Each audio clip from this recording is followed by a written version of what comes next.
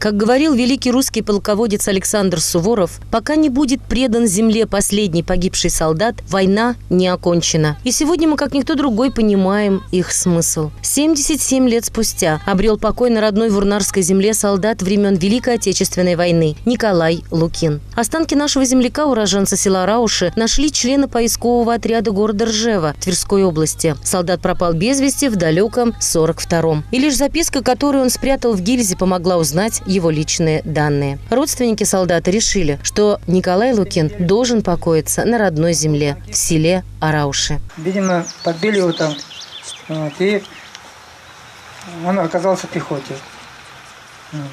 Рядом с ним нашли еще одного, они двое лежали, еще одного офицера.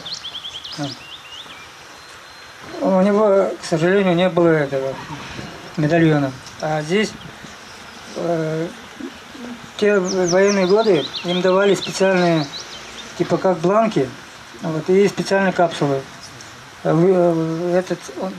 него от руки было написано на бумаге то, что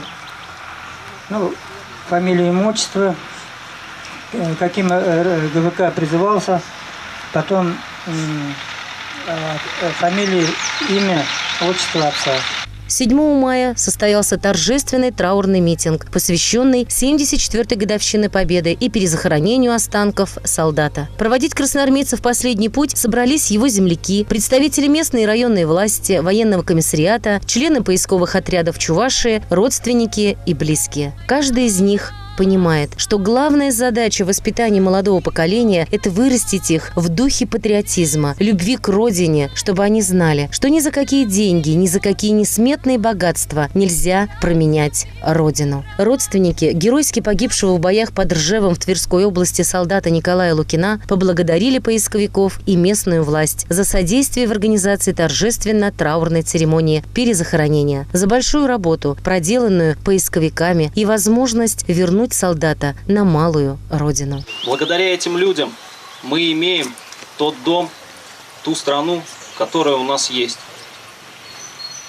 Спасибо большое, и мы будем стараться, пока каждого человека мы не найдем и не вернем его на родную землю. Спасибо. По обоим веткам лично братья обоих дедов по каждому пропали без вести. Я активно этим занимаюсь, и, может быть, когда-нибудь удастся найти их.